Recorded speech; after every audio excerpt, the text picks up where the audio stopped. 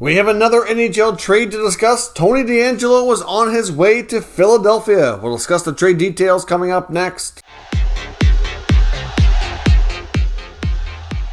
So welcome back to another video here at Top Shelf Hockey. As I mentioned, we have yet another NHL trade to discuss, although this time it is not a goalie. We have something different to talk about here today, and that's pending restricted free agent defenseman Tony DeAngelo, who was a member of the Carolina Hurricanes after getting bought out from the New York Rangers last year. Had a real good year in Carolina, bounced back with some good numbers, bounced back with having a good clean season off the ice as well to kind of repair and rehabilitate his reputation a bit here. And he's now been traded, at least his signing rights, to the Philadelphia Flyers. So obviously Carolina would, they seem to have interest to retain his services, but I've seen some reports that they had planned on moving on, but we'll see. They get Tony DeAngelo and a 7th round pick going to the Philadelphia Flyers in exchange for pick number 101 in today's 2022 NHL draft. And there's also a 3rd round pick in next year's draft and then a 4th round pick in 2024. So essentially the Carolina Hurricanes get 3 picks and the Flyers get Tony D and a 7th. So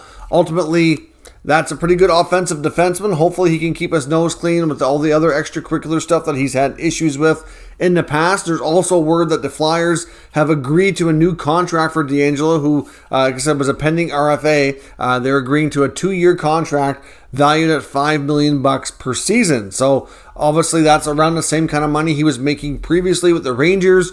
He put up the same kind of numbers in Carolina last year that he did before things went sour in the Big Apple. So comparable money is about what I expected him to get. Thought maybe they might get more term, but I think any Tony DeAngelo transaction does come with a certain level of risk. He did have a good year last year, but he's had a history of having stretches of being good, and then there seems to be an off-ice incident of some sort that he's had at varying degrees over his career. I also really wonder what this means for the health of Ryan Ellis. Do the Philadelphia Flyers maybe know more than they've let on? You have to think with Ryan Ellis, Travis Sanheim, other guys that are already on that blue line, bringing in Tony as well, makes it a bit crowded. Tony DeAngelo is not going to be a 3rd pair defenseman. He's there to run your power play, put up 50, 60 points.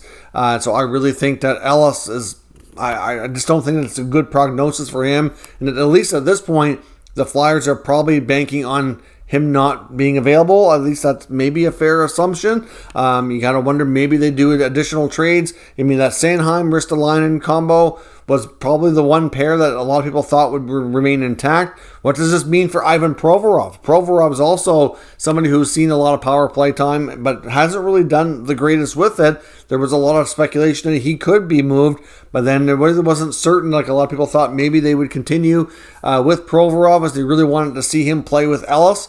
But if Ellis is going to continue to have health issues or whatnot, I wonder what they do here. I just don't think the Flyers are done reshaping this blue line.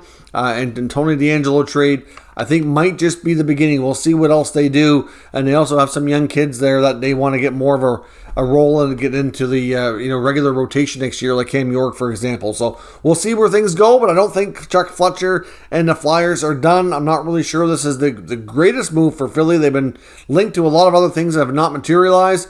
Obviously, we'll see Chuck Fletcher trading draft picks for the future. You got to wonder if he'll even be there, to be honest, because I think he's on a very thin leash here. And if things don't go off to a good start in Philly at the beginning of the year, the first 20, 30 games, I have to think that ownership will make a change. So we'll see where things go, but let me know your thoughts on this trade for Philly and for Carolina down in the comments. We'll discuss further. If you're new to this channel, make sure you subscribe and stick around. I'll try my best to keep you up to date with all the shenanigans and all the trades and everything going on at the 2022 NHL Draft. It should be another very busy day of NHL news. Thank you for watching, and I'll catch you next time.